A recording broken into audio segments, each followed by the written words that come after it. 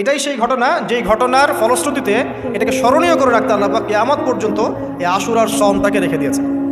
এটা ইহুদিরাও রেখেছে, ইসলাম আসার পূর্বে মানে নবী সাল্লাল্লাহু আলাইহি ওয়াসাল্লামের শরীয়ত আসার পূর্বেও আগের জাতিরাও এটাকে রেখেছিল।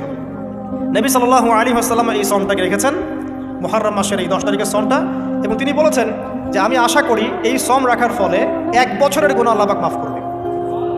এবং একজন সাহাবী এসে জিজ্ঞাসা করছিলেন যে কোন মাসের রোজা রমাজান মাসের পরে সর্বোত্তম।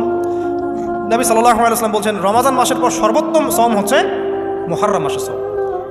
3-4টা বিষয় নবী সাল্লাল্লাহু আলাইহি ওয়াসাল্লাম কখনো ছাড়তেন না। ফজরের আগে 2 রাকাত সুন্নাত, মাসের 3 দিন রোজা রাখা আইয়ামে তাশরিকের আইয়ামে বীজের, তারপরে আপনার আরাফার সওম এবং এই যে মুহররম মাসের সওম। এই সওমগুলো নবী সাল্লাল্লাহু আলাইহি ওয়াসাল্লাম কখনো ছাড়তেন না।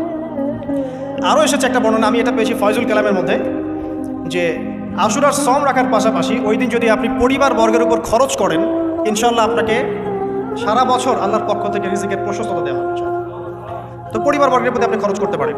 এখন এই যে ঘটনা দেখেন, এই ঘটনার মূল পিছনে গল্প কি? জালেমের ধ্বংস, মাজলুমের মুক্তি, তাই তো? জালেমের ধ্বংস, মাজলুমের মুক্তি, এটাকে স্মরণীয় করে রাখার জন্য আল্লাহ রাব্বুল আলামিন এই আশুরার সওমটাকে রেখেছেন। নবী সাল্লাল্লাহু আলাইহি ওয়াসাল্লাম বলেছেন যে ইহুদিরা একদিন রাখে, 10 তারিখে সওম রাখে। আমি যদি বেঁচে থাকি ইনশাআল্লাহ আগামী বছর 9 তারিখ বা তার পরে, একদিন আগে বা একদিন পরে আমি সওম রাখবো। কোনো বর্ণনা এসেছে একদিন আগে 9 তারিখে সওম রাখবো। তো আমরা দুটো রাখার চেষ্টা করবো। কয়টা? দুটো, হয় 9-10 অথবা 10-11 ইনশাআল্লাহ। আশা করা যে 1 বছরের গুনাহ আল্লাহ পাক মাফ করে দেবেন ইনশাআল্লাহু তাআলা।